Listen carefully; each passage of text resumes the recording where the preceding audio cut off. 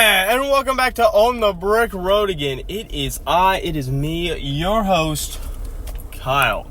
Now, this podcast is one that is near and dear to my heart, and hopefully near and dear to the heart of all of you viewers. You know, I started it just to kind of get my mind off of some negative thoughts and just to try and stay positive and focused as I was beginning my day driving to work.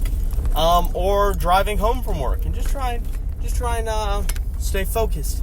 And so, you know, naturally, I spitballed some names one day while I was driving, just in my mind, you know, I was saying them out loud in the car. And, you know, I thought, well, it's about Legos, and I do it while I drive, so we're on the brick road. We're on the brick road again. And I'm like, there you go, on the brick road again, hosted by me, Kyle. And that's how I came up with the name of this. And I just thought I should throw that out there because I don't think I've ever mentioned how this name came about. I think I have mentioned that it is very on the nose of what it is. We're on the brick road again. We are talking about Legos while driving, specifically Lego Star Wars. So, yeah, no, that's just how this name came about. And I really just, you know, I'm a little hyper, I'm a little crazy right now, trying to get to work. And it really just kind of dawned on me that, like, hey, I should tell this story. So I wanted to go ahead and get that out the way. Just go ahead and word vomit that at the very start of this podcast. But let's get into the topic today. And that is weird and obscure and even difficult Lego armies to build. Specifically Lego Star Wars armies to build. And let's talk about that because I see people all the time that are like, look at my clone army 2019, and it's like, look at my clone army now, 2020, and oh wait, here's another video in 2021, look what I've added, look how bigger it is, it's cool, ain't it? And then it's just like base plate after base plate after base plate of the Clone Wars style clones, and then they got a couple AT-STs, a few LAATs, gunships? Yeah. And so really it is just like, it's just a freaking lot. And I'm like, oh, that's pretty cool. But it's really like, that's all I see really is these clone army builds. And then occasionally I'll see someone that's like, check out my Imperial army. Oh my gosh, I got Grand Admiral Thrawn at the front. You know, he's standing there. And, you know, I'm like, okay, that's pretty cool. But even in these builds, it's usually just like, yeah, here's my normal stormtroopers, and then in the other side, it's like, here's my normal Phase 1 clone troopers based off the Clone Wars TV series. So yeah, that's what I see a lot of, and I'm like, okay, that's pretty cool, but like, what about these people out here that are building weird armies? And I kind of thought of this video for two reasons. It's because, one, I have built up a weird army that I want to talk about. And it was completely by luck that I was able to do this. So yeah, completely by luck. And then, also, I have seen a couple of videos of the guy that is making a Lego Plankton army, which is kind of funny. I unfortunately don't know his name, but if you look up Lego Plankton army, he's going to be like the first guy that pops up, and that's pretty cool to see. So shout out to him for doing something obscure. But let's talk about Lego Star Wars armies that are kind of hard, obscure, difficult to do. And I'm going to start off with my personal experience, and that is the Mimban. It's Mimban. The Mimban. Not only just stormtroopers, but mud troopers. Mimban stormtroopers and mud troopers. And I'll talk about that. From the time I saw the Solo TIE Fighter set come out, I wanted it. I thought it was so cool. It was a nice looking TIE Fighter, but I didn't even care about that. And I didn't care about the TIE Fighter pilot. I saw this really cool looking stormtrooper with a cape. And I was like, what? And then I saw, you know, an Imperial Army trooper, or mud trooper, however you want to call them. One and the same, really. And I was like, that's so cool. I kind of wish he had a mask on, but I was like, I didn't even care. I still was just like, what? I just thought it was incredibly neat looking. I really like the cape on him as well. And then the minifigure that just completely stole the show for me is I saw they had an Imperial officer that looked like he had battle damage. Now, I would learn that this was not actually an Imperial officer. This is like Beckett from the movie.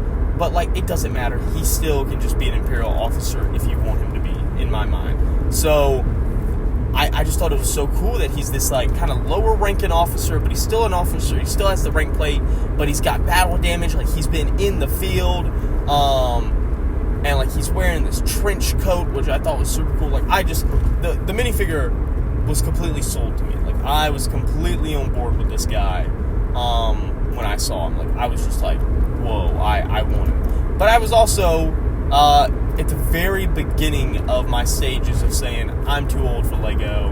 You know, I'm Mr. Cool Kid on the block. And so I never got it. But then one day, once I had gotten back into the swing of things, I did buy Beckett individually. And I would later on get all 4 minifigures from the set. So I ended up with 2 Becketts, 1 Han Solo Mud Trooper, and then 1 Mimban Stormtrooper. And I was so thrilled to have that. I thought it was so cool. And I was very happy. But I like to kind of display things as if they were like in a mock almost on my shelves. Like I don't just have like, here's a set and then here's another set. I'm like, okay, I have like a whole bunch of Imperial stuff staged together. And just having, you know, these random guys kind of felt a little weird. But I was still happy to have them. I still kind of put them, you know, with some snow troopers because they kind of fit with them. And I was like, yeah, okay, I'll call it a day. But then I happen to be going to my local Lego store, not like a official Lego store, but this is a place called the Brick Zone. Super cool place. I highly recommend you guys check it out. It's located in South Carolina. Great people up there. Great stuff. Always a good time when I go there. And I show up, and this dude just has like 20 Mimban Stormtroopers and like 30 Han Solo Mud Troopers. And I'm like, what the heck? And so some guy had come in and like traded them in or sold them, obviously. And I was very shocked. I'm like, wow, that's kind of wild to see that. And they were expensive, but not like above market price expensive. I was like, okay, that's a fair price that they're charging, I thought. But I wasn't going to buy them because I was just like, wow, that would be a lot of money to army build them, even if it would be so easy to do so because there's so many available. But it happened to be that I was talking to the guy and I was talking about trades because this was one of the first times I'd been there, and they're like, yeah, no, we'll offer you like store credit that's like basically a 1-for-1 for the item almost, like a little less. I think he said like 90% of market value or something like that for store trade-in. And I'm like, what? So I went back home and I had the modular city builder sets. I had the fire station, which was a pretty old set and a pretty desired set. I got it when I was super little, and then it just was a dust collector. And so I had the instructions with it. I had all the minifigures. Like I had to work. Well, one of the minifigures was kind of torn to shreds, and I had to like piece it back together. But with the help of my younger brother, who actually had the pieces for that minifigure because they had been passed on to him, I was able to get those pieces to build that final minifigure. It was like the civilian woman that came in the set. And once I had done that, I was like, wow, I have a 100% complete set plus instructions. And I went up there, I was like, how much can you offer me for this? And he was like, wow, this is a pretty good set. And dude was just like, I'll give you like $350 for it. And that's like a little below market value maybe, because you could probably get about maybe like $400 to $430 depending on the day and the person. But I was like, dude, to have such an instantaneously deal, I was willing to do it. And so I ended up getting Shin Hati Starfighter versus the E-Wing, which was a new set at the time. They have new sets as well. And I got that on the store credit. And then I was like, dude, give me one Mimban Stormtrooper and as many of those Han Solos as you can. And so he's like, well, you got one, and I also got one other minifigure. It's the Informant that came in the Mos Eisley Cantina, the Imperial Informant. I can't remember his name, but he's like the weird little trunk guy. I got him as well. And anyways, dude's like, well, I can get you the one Stormtrooper, and then I can get you like 5.5 Han Solos, but I'm not going to give you just half a Han Solo, so I'll give you like the sixth one. Like, I'll just give you the rest of him on me. And I'm like, oh my gosh, that is like incredibly nice. Thank you so much. And also, as a part of the deal, I brought my brother up there with me, and I was like, oh, I'll buy you something small, since, you know, I kind of like took one of your Lego guys to put in this set to trade in. And so I was getting him a super like tiny thing, like it wasn't even $10. And he's like, yeah, I'll just throw that in for free as well. And I'm like, oh, well, thank you so much. So he offered me like $350, but I ended up getting like $380 for it at the end of the day, which was an even better deal. And so obviously I can't guarantee that, everyone that goes up there is going to get like a fantastic deal, but, you'll get like a bargain, fair, like, offer, I think, for your goods if you go up there. So I highly recommend it. Good stuff. It was fun to go up there, and it was cool that I got an army of Mimban soldiers. Like, I now had like 2 Mimban stormtroopers, and then just a buttload of the mud troopers. And I was like, wow, I have like a whole army of these guys, which is super cool. And it's hard to come across an army of them because they're so expensive, and they only came in one set. And the one set wasn't exactly like a super cheap set either. Like, it was a whole freaking giant TIE fighter. So yeah, that was super cool, and that's how I built up that army. And that's kind of an obscure and difficult one to do. And yes, it's technically Imperial, but it's not like, oh, it's just a whole bunch of Stormtroopers. It's a bit more specific. So yeah, that's something I wanted to throw out there, that kind of experience initially as the starting place for this video about random and obscure armies to build. And so up next, I want to talk about something that, like, again, it would just be so difficult to build this army. And that's the Mimban army. Like, there's only one set that came out that had, like, Mimbans in it. Or no, Umbarans. I'm still thinking about the Mimban Stormtroopers. There's only one set that came out with Umbarans. Like, only one set came out with it, and it was a pretty big set. And yeah, it came with 2 Umbarans. But that's it. And so, like, if you wanted to have, like, a full-blown Umbaran army, you could only get this one set to get them. Which is very, like, it's kind of disappointing. And you could get a vehicle with it as well, which was nice. And that's pretty cool that you could acquire a Umbaran, like, mobile tank or mobile heavy cannon or whatever the freak they called it at the time. But, like, it would be incredibly difficult to build that up.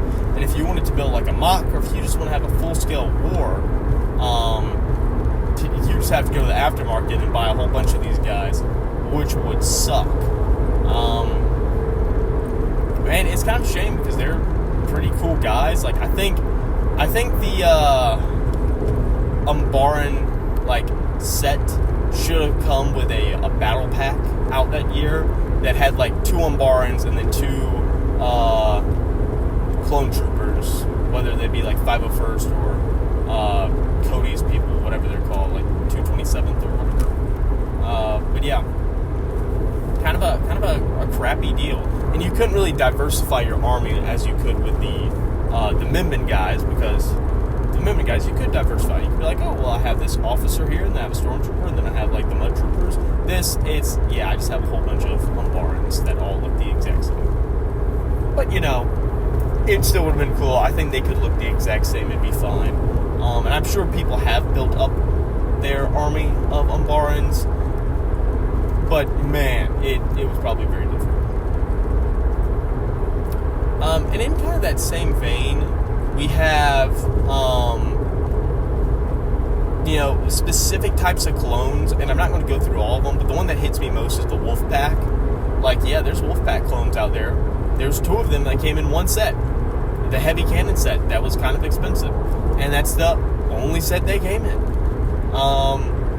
And, you couldn't get an officer like, Commander Wolfie, or any, different diverse-looking ones. Like, you could only get 2 plain Jane ones. And you could give them Plo Koon as their general, so that's nice, I guess. But man, like, it's just like, yep, nope, that's it. Same thing with, I'm trying to think of some more examples of kind of obscure clones. The Coruscant Guard used to be obscure, but they're not anymore.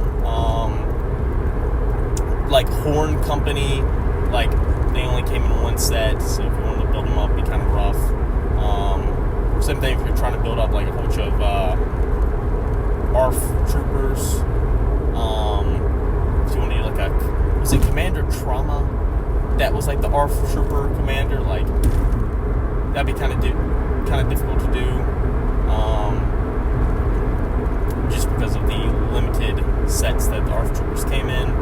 But yeah, kind of a difficult scenario sometimes for building up different clone armies. And obviously some clone armies are much easier to build up. Like, if they had a battle pack with a whole bunch of them, kind of like the Kashyyyk troopers did, or Cody's group, it's a bit easier to build them up. But yeah. But anyways, I digress now on the clones. I want to talk about a army that's difficult to build up, but it could be very diverse, but it's difficult to build up. And it's something that is like super sought after for me personally, and that is a Naboo army. I have a near and dear spot in my heart for the Phantom Menace. It was my favorite prequel as a kid, and you know what? I'll say it, it's still my favorite prequel today. I think it's the best of the prequels. Go ahead, say what you will. I think it's the best one. I enjoy it.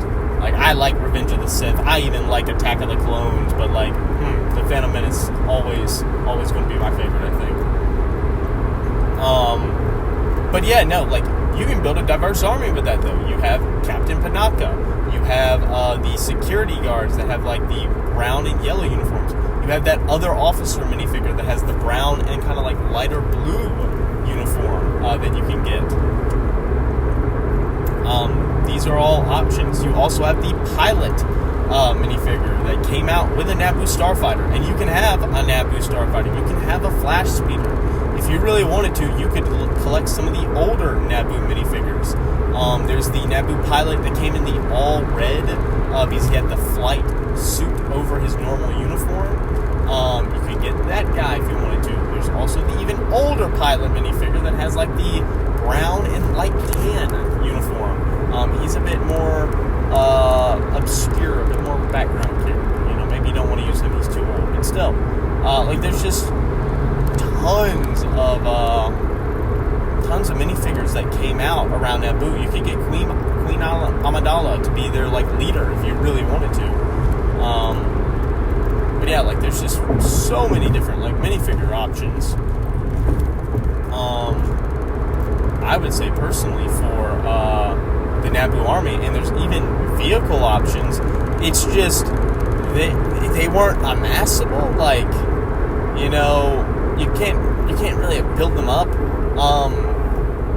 because like the Naboo Starfighter kind of expensive. Maybe you could have got a couple, and then the Flash Speeder's cool, but like you don't want like 20 Flash Speeders, even if you want like, let's say 20 like actual guys. It's like, I would love to have like 20 Naboo security guards, but I also don't want to have 20 Flash Speeders, so I have to go to the secondhand market, and the secondhand market can be kind of expensive, it's a little pricey to get some of these guys. But yeah, so kind of difficult to do. In the same vein as this, there is the Gungans.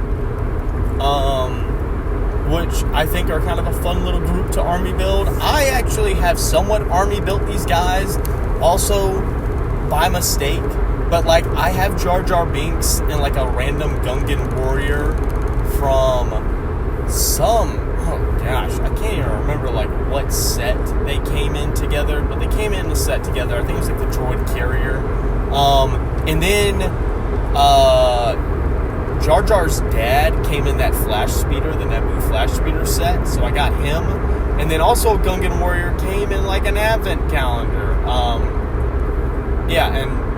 I think I got him. Yeah, and then I have another Gungan warrior from a friend who was just like, hey, here's all my childhood Legos, you want them? I'm like, yeah. So I got another Gungan warrior from there. So like, I got like 5 Gungans. And they have some, like, you know, they have different weapons. They have like spears, and then they have like the staffs with the little like blue orbs, and they have the really cool shields, super nice. And they also have like just like the little blue cylinders that you can throw or have them throw. So they have like some cool weaponry that is pretty diverse. They don't really have any vehicles. You could get that Super Bowl set that has like the animals that are pulling the carts of like the blue shocky EMP orbs. But that's like super old. I don't think you would want to pair it with modern Gungans. But yeah, so Gungans, they're cool. I like Gungans. I'll build up, like, I wouldn't mind building up a Gungan army. I would love for them to actually come out with a new Gungan set.